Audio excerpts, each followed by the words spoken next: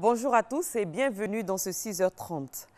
Les ministres africains de la fonction publique ont déclaré le 23 juin Journée africaine pour la fonction publique.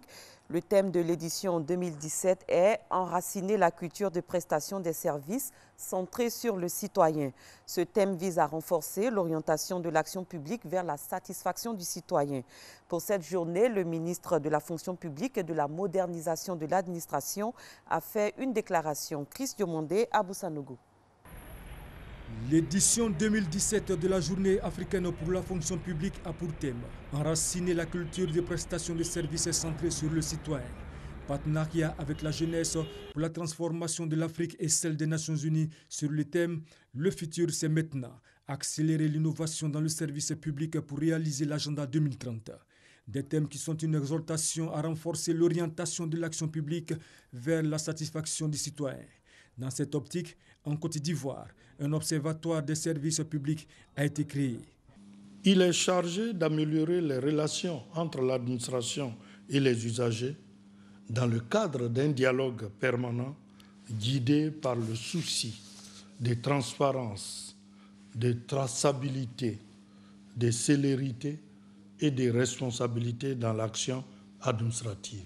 Leur but est de retracer toutes les procédures et de les mettre à la disposition de tous les usagers, afin de supprimer tout ce qui entoure souvent les processus de production des actes administratifs. Mais pour que toutes ces actions puissent être couronnées de succès, elles devront être accompagnées d'actions de sensibilisation en vue de l'émergence d'un fonctionnaire nouveau dans le cadre d'un plan de conduite du changement. La modernisation de l'État longtemps attendue par les Ivoiriens commence à prendre forme.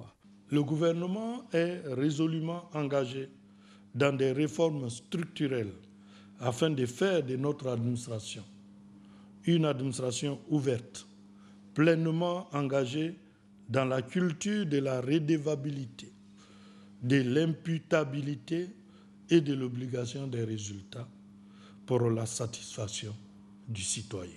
La première conférence panafricaine des ministres de la fonction publique qui s'est tenue au Maroc les 20 et 21 juin 1994 a décidé de déclarer le 23 juin Journée africaine pour la fonction publique. Décision qui fut par la suite adoptée par les organes délibérants de l'Union africaine. Le 20 décembre 2002, une résolution des Nations Unies déclare la journée du 23 juin Journée des Nations Unies pour la fonction publique. Autre chose, le secteur des transports va bientôt connaître un essor avec la réalisation du métro d'Abidjan. Le projet financé par le Trésor français va démarrer avant la fin de l'année. La question était au centre d'échanges à Paris entre le ministre ivoirien des Transports et les chefs d'entreprise ainsi que la directrice générale du Trésor de France, Mamadou Kwasi. Dans quelques mois, un nouveau type de transport va intégrer le quotidien des populations du district d'Abidjan. Il s'agit bien du métro. Une ligne qui va relier la ville d'Aniema à la commune de Port-au-Boué. Et l'accord de réalisation de financement a été au centre de la récente rencontre du président de la République, Alassane Ouattara, et du président français Emmanuel Macron. Pour la mise en œuvre effective de ce projet, le ministre des Transports, Amadou Koné, échange ici à Paris avec les entreprises françaises en charge de la réalisation des travaux. Il s'agit pour le représentant du gouvernement ivoirien de s'accorder avec ses chefs d'entreprise sur les délais d'exécution et surtout le mode opératoire. Ces différents points conclus, le ministre Amadou Koné et sa délégation ont mis le cap sur le Trésor français. Ici, la délégation ivoirienne a échangé avec la directrice générale du Trésor français, institution en charge du financement du métro d'Abidjan. Nous avons donc été instruits à l'occasion du salon du Bourget de rencontrer tous nos partenaires donc, sur le train et voir s'il y avait encore quelques préoccupations, essayer de lever ces préoccupations. Donc pour commencer les travaux de ce train le plus rapidement possible. La partie française a dit sa détermination à accompagner ce projet ivoirien qui vient réduire le problème des déplacements dans le district d'Abidjan. La France considère que c'est un projet qui est très structurant pour Abidjan, le développement de la ville d'Abidjan. Et donc nous ferons tout ce qu'on peut pour accompagner ce projet en apportant des financements appropriés pour l'accompagner et permettre sa réalisation. D'une distance de 37 km, la ligne 1 du métro d'Abidjan va relier la ville d'Aniama à la commune de Port-au-Boué, en passant par les communes d'Abobo, d'Adjamé, du Plateau, de Treichville, de Makuri et de Koumassi. Le début des travaux est prévu pour fin 2017. Parlons finances publiques. Un nouveau schéma directeur vient d'être élaboré. Il devrait permettre à la Côte d'Ivoire d'être parmi les pays aux performances irréprochables en matière de gestion des finances publiques. Noël Nyanyou. Fini l'évaluation du schéma directeur de la réforme des finances publiques pour la période 2014-2016. Après 72 heures d'échanges et de travaux en commission, il est ressorti un tableau satisfaisant. Le comité technique et l'ensemble des structures impliquées dans la mise en œuvre du schéma directeur a pu réaliser 64,3% d'activité par rapport à ce qui a été prévu. Et en dépit des contraintes financières qui ont été évoquées et en dépit des difficultés de mise en cohérence des agendas des partenaires au développement et de l'agenda de l'État. Comme on le voit, le système de gestion des finances publiques s'est significativement amélioré. Cependant, des difficultés sont soulignées. Il s'agit entre autres de l'insuffisance de coordination entre les différentes administrations financières en charge de l'exécution des réformes, la complexité de certaines réformes. À ces difficultés associons les risques identifiés. Ils ont pour nom retard dans l'informatisation de l'administration financière, insuffisance de financement de la réforme, réaction tardive de certains acteurs clés. Sur cette base, des recommandations ont été faites parce que la Côte d'Ivoire veut améliorer son classement dans l'indice de perception de la corruption. Elle occupe depuis 2014 le 115e rang sur 174 pays. Le défi est de se classer parmi les 80 pays en 2018 et les 50 premiers en 2020. Voilà qui explique les recommandations au terme des travaux. De renforcer le cadre institutionnel de mise en œuvre du plan de réforme, renforcer également la coordination dans la mise en œuvre des actions, trouver les financements, veiller à la stabilité des acteurs impliqués dans la gestion au niveau de la transparence, intégrer l'inspection générale d'État. Le prix à payer est connu et évalué. Place aux poignées de main du directeur de cabinet du ministre en charge du budget et du portefeuille de l'État comme pour inviter chaque acteur à retrousser les manches parce que la partie ne sera pas de tout repos. Les nouvelles sont bonnes du côté de Bokanda. Une unité de production d'Atiké est en passe d'être installée dans cette localité. D'importants lots de machines ont été livrés samedi dernier. C'est une initiative du projet Un Agba, un hectare d'Agbar. Charles Tatou. Un Agba, un hectare d'Agbar. Un projet initié dans la région d'Unzi par l'ONG AFA.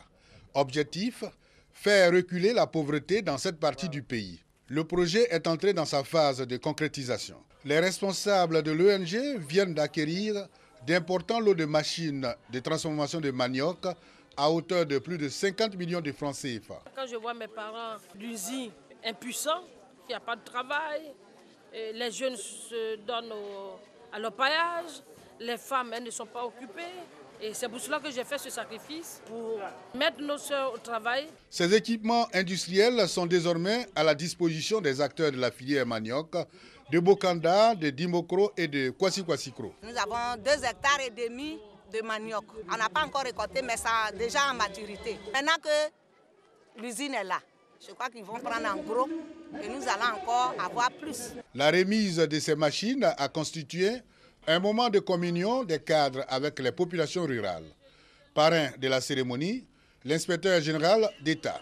Emmanuel Nyamiangouran exhorte les élus et cadres d'Unzi à soutenir l'initiative de l'ONG AFA. Les cadres de la région d'Unzi répondent ainsi aux attentes du président Alassane Ouattara et de son gouvernement dans leur effort continu de la recherche d'un mieux-être des populations en les incitant à l'exercice d'activités génératrices de revenus. Le projet est révolutionnaire et seule une adhésion pleine et populaire peut le conduire à un aboutissement heureux. La région d'Unzi dispose pour l'instant de plus de 500 hectares de plantations de manioc en production. À l'étranger, la France est parvenue à faire voter au Conseil de sécurité de l'ONU et à l'unanimité, mercredi dernier, une résolution autorisant le déploiement d'une force antiterroriste de 5000 hommes, composée de contingents des 5 pays du Sahel. Cette force est chargée de protéger les frontières de la vaste zone sahélo-saharienne en proie à la violence des groupes terroristes et au trafic de drogue et d'êtres humains. Abou Sanogo. Le Conseil de sécurité de l'ONU a adopté à l'unanimité une résolution saluant le déploiement d'une force africaine pour combattre les djihadistes dans la région du Sahel. Ce projet de résolution, élaboré par la France, a été accepté par la totalité des 15 membres du Conseil après que Paris et Washington sont parvenus à trouver un accord. Le texte salue également le déploiement du G5 Sahel, qui comprend le Mali, la Mauritanie, le Niger, le Tchad et le Burkina Faso, mais sans toutefois délivrer un mandat de l'ONU à cette force chargée d'une mission spéciale de contre-terrorisme dans la région. La résolution que nous venons d'adopter apporte un appui fort et décisif à une initiative africaine majeure, endossée et autorisée par l'Union africaine, qui vise à lutter contre le terrorisme. Elle contribue à la démarche stratégique visant à encourager la volonté des pays africains de prendre en charge la sécurité de leur continent. De son côté, l'ambassadeur du Mali a plaidé devant le Conseil pour un soutien plus conséquent afin d'assurer un fonctionnement efficace de la force. Nous voulons aller vite quand les groupes criminels n'attendent pas. D'ores et déjà, je puis vous assurer de l'engagement total de nos États à relever les défis de la mise en œuvre de cette résolution. Nos chefs d'État sont déterminés à opérationnaliser rapidement cette force avec les ressources propres, en attendant l'appui de la communauté internationale. Les chefs d'état-major de cette force ont approuvé en mars un plan prévoyant des effectifs de 5 000 militaires, policiers et civils. Mais ils ont récemment exprimé leur ambition de les porter à 10 000. Elle sera basée à Bamako, comme la mission de l'ONU et la MINUSMA, mais sous un commandement séparé. Elle devra aussi se coordonner avec l'opération française Barkhane dans la bande sahélo-saharienne. Toujours à l'étranger, les dirigeants des 27 pays membres de l'Union européenne réunis à Bruxelles ont débattu hier de problèmes liés au Brexit, à savoir le départ de la Grande-Bretagne de l'Union. La première ministre britannique, Theresa May, n'a pas participé à la réunion. En revanche, elle a pris la parole lors du dîner qui précédait le débat à 27 sur le Brexit. En Irak, alors que les forces gouvernementales mènent un combat acharné contre les terroristes de l'organisation État islamique pour tenter de reprendre la ville, un lieu historique et symbolique a été détruit mercredi dernier. Il s'agit de la mosquée Al-Nouri. Les terroristes et la coalition internationale se renvoient la responsabilité de cette destruction. C'est la fin de cette édition. Merci de l'avoir suivi. Excellent début de journée à tous et à toutes. Merci.